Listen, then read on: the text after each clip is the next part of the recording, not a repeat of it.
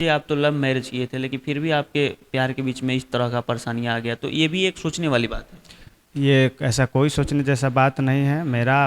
वो ये प्यार इसलिए ये ऐसा हो गया क्योंकि इनके नौकरी ने मेरे प्यार को और मेरे परिवार को और उनकी खुशियों को इनका नौकरी खा गया। शायद अगर ये नौकरी नहीं कर रही होती, शायद, मैं शायद कह रहा हूँ, तो शायद मेरा परिवार इस तरह से नहीं बिखरा होता, मेरा प्यार इस तरह से नहीं बिखरा होता। हम तो इनके इच्छा का, इनके मतलब ये जो भी था इसका सम्मान किए, इनको समान अवसर दिए। जैसे कि हाँ, मेरी पत्नी भी नौकरी करना चाहती हैं तो हम कराए, बावजूद इसके बहुत सारे लोग होंगे जो ऐसा नहीं करते होंगे। नहीं हम करते। इनको समान अवसर दिए, इनके अधिकार का ख्याल रखे, इनके इच्छाओं का ख्याल रखे। आज नतीजा देखिए हम कहाँ पे हैं, बिखर गया मेरा परिवार, मेरा जीवन ख़त्म हो गया। मेरे जीवन से जो भी मेरा समय चला गया ये 1 दशक से ज़्यादा, क्या इसमें से एक दिन भी वापस लौट सकता है क्या? मान लीजिए इतनी सारी, मतलब बहुत आप जैसे कि बता रहे थे, अभी आपकी पत्नी क्या कह रही हैं? अभी आपके साथ रहने के लिए राजी हैं या कह रही हैं कि दूसरी शादी कर लो? अभी वो, अब जैसे मुझे ये भी नहीं पता है, शायद हो सकता है उन्होंने दूसरी शादी कर रखी हो या नहीं कर रखी हो, इस बात का मेरे पास कोई प्रमाण नहीं है। जो है केवल सोशल मीडिया के माध्यम से ये पता चलता है हमेशा कि हाँ, किसी के साथ उनका फोटोग्राफ रहता है या कुछ रहता है ऐसा। लेकिन अब हमको इस बात का नहीं ये है, इल्म है कि उन्होंने शादी कर रखी है कि नहीं। अभी वर्तमान में वो बहुत सारा कठोर मतलब शर्त मेरे सामने रखी हैं 1-2 महीना पहले कि हम ये सब मानेंगे तब फिर से हम लोग साथ रह सकते हैं, नहीं मानेंगे तो नहीं रह सकते हैं। और वो मतलब शर्त इतने कठोर हैं कि उन्हें नहीं माने जा सकते हैं। क्या शर्त रखी, हम चाहेंगे थोड़ा बताइए। मेरे लिए वो ये चाहती है कि मुझे अपने सारे रिश्ते नातों दोस्तों को छोड़ देना होगा, सोशल मीडिया नहीं चलाना होगा, मोबाइल नंबर अपना बदल लेना होगा, और हम लोग एक घर में तो रहेंगे लेकिन अलग कमरे में रहेंगे। और ये मुझे अपने पिता तक को छोड़ना होगा। जब मैं बोला कि एक हद तक बाकी सब चीज़ को तो छोड़ा जा सकता है अपने प्यार को बचाने के लिए, किंतु माता पिता जो जन्म दिए हैं उनको नहीं छोड़ा जा सकता है, क्योंकि जब वो बूढ़े हो जाएंगे, शारीरिक रूप से अक्षम में हो जाएंगे, तो उनका देखभाल करना ये एक मतलब बेटों का कर्तव्य है, बच्चों का। क्योंकि माता पिता आखिर बेटा बेटी को जन्म ही क्यों देते हैं? ताकि उनके बूढ़े बूढ़े में जो है कि सहारा बने, और उनका जो है कि मतलब देखभाल करे, इसी के लिए ना अपने बेटे को जो है कि जन्म इसलिए भी देते करते हैं, या अगर माता पिता इस ने केवल जन्म ही दिया है वही बहुत है। अब वो अपना कर्तव्य पूरा करे, या हैं। बहुत माता पिता हाँ, करते हैं, बहुत नहीं भी करते नहीं होंगे, करते। लेकिन बावजूद उसके हर एक बच्चे का ये मतलब अपना कर्तव्य है, धर्म है कि बूढ़े माता पिता का देखभाल करे, उनको बुढ़ापे का मतलब सहारा बने। तो ऐसे में मैं कैसे अपने पिता को छोड़ दूंगा? तो वो बोली कि नहीं, अगर नहीं छोड़ सकते हो तो उनके देखभाल के लिए किसी और को रख देना होगा, ऐसा नहीं कि उनको घर में उठा के ले आना होगा। मेरे माता पिता, जैसे माँ तो मेरी है नहीं, पिता है। मेरे पिता कोई सामान या वस्तु थोड़े है कि मैं उन्हें उठाकर घर में ले आऊँगा। वो एक इंसान है, उनका भी अपनी मतलब फीलिंग्स हैं, वो उन्हें महसूस होता है, वो इंसान है जी। तो जी। ये सारी चीज़ें उनके माता पिता को नहीं दिखता है कि जो हमारी बेटी पढ़ लिख करके एक अच्छे पद पे है, उसका जो है अफेयर किसी और के साथ होता है, अपने पति को छोड़ दी, और मतलब कि इस तरीके का उनको नहीं दिखता है।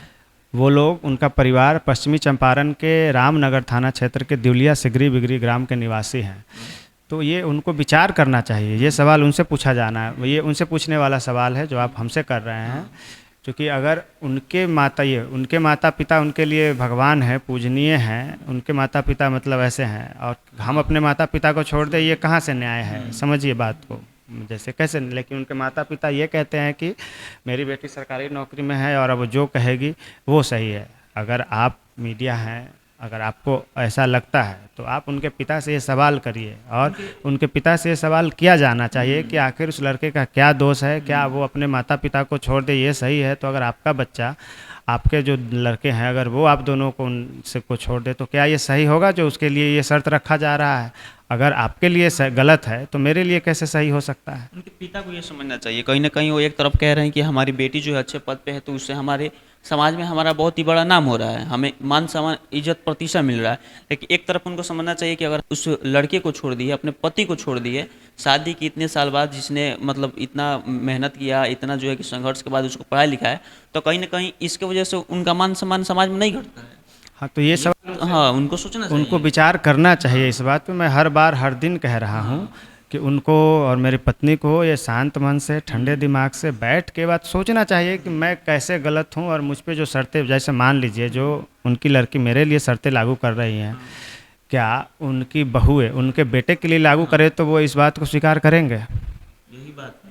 तो उनके लिए अलग नियम, मेरे लिए अलग नियम, ये तो मेरे साथ क्रूरता है और अन्याय है, मतलब अन्याय ही है। और मैं समझता हूँ ये अन्याय की पराकाष्ठा है, क्योंकि मैं अब एकदम अकेला हूँ हर तरह से, मतलब इकोनॉमिकली, मेंटली, सारे चीज़ से इस समाज में। अब कहीं कहीं ये, अब कई बार ऐसा होता है कि आगे कुछ दिखाई नहीं देता है, समझ में नहीं आता है कि क्या बोले, क्या करे, नहीं करे, कुछ समझ नहीं आता है कि क्या हो रहा है। मतलब और आदमी ये पुरुष सारी चीज़ें, जितने सारी चीज़ें जो आपके ऊपर बीता हुआ है, ये कहीं ना कहीं हमको लगता है ये सिर्फ मर्दों पे ही ये सारी चीज़ें हैं, औरतों पे ये सारी चीज़ें नहीं होता मैं है। बताता हूँ आपको अपने समाज में क्या है कि अगर आप मर्द हैं, आपके पास सरकारी नौकरी है, तभी आपको जीने का हक है, नहीं तो नहीं हक है। आपके खुद के घर के लोग, समाज के, गांव के, जहाँ आप रहते हैं वहाँ के सारे लोग आपको मतलब एकदम निकम्मा, निठल्ला या बेकार समझते हैं, जबकि ये कोई मायने नहीं रखता है कि आपने कितना प्रयास किया है, कितना ईमानदारी से प्रयास किया। अगर नौकरी नहीं भी हुआ सरकारी तो कोई बात नहीं, प्राइवेट कर लेंगे, प्राइवेट नहीं होगा तो कुछ व्यापार कर लेंगे।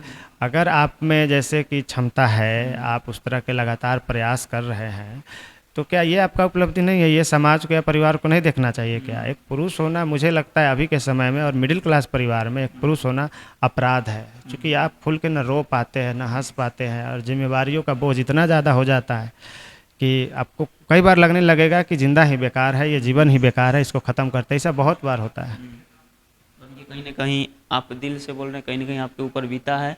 और जिस तरह से आप बोल रहे हैं एकदम, मतलब भले आप अंदर से रो रहे हैं, आंखों में भले आपके आंसू नहीं आ रहे हैं, लेकिन कहीं ना कहीं आप अंदर से टूट चुके हैं, बिखर चुके हैं।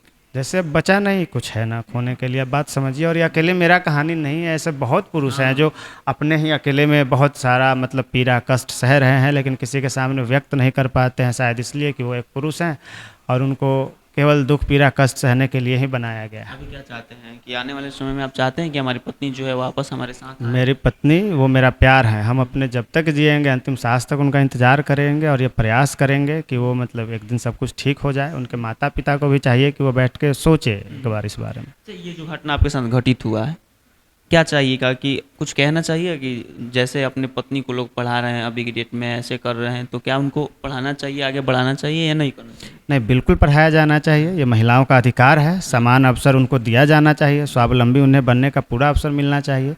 अब दो चार महिलाएं अगर इस तरह से अपने घर को तोड़ दे रही हैं, अपने परिवार को छोड़ दे रही हैं, तो इसका यह तात्पर्य नहीं है कि सारी महिलाएं ऐसा होंगी, लेकिन हाँ, महिलाओं को भी साथ में ये चाहिए कि अपने मिले हुए अधिकार का, अवसर का दुरुपयोग नहीं करे।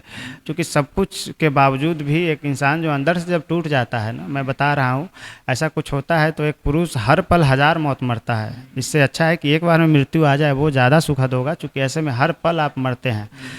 लेकिन जो मुझे एक चीज़ अब महसूस होता है कि महिलाओं को डिफेंस में नहीं भेजना चाहिए। डिफेंस में जाने पर परिवार ज़्यादा टूट रहे हैं। तो अगर महिला को नौकरी कराना है, आप में से किसी को भी, अपने बेटी को, पत्नी को, बहन को, तो उन्हें बैंक का कराइए, टीचर का कराइए, डिफेंस में मत भेजिए। क्योंकि मतलब मैं नहीं ऐसा चाहूँगा कि किसी और के साथ हो जो मेरे साथ हुआ है, किंतु अब दुर्भाग्य है अगर किसी के साथ होता है तो। लेकिन वो एक कहावत है कि precaution is better than cure, तो आप ये ले सकते हैं कि हाँ, डिफेंस में ना भेजा जाए, क्योंकि इससे संभावना थोड़ी कम हो जाएगी परिवार टूटने की। लेकिन अगर ऐसा कुछ होना है तो वो तो इसके बावजूद भी होके रहेगा, यही है।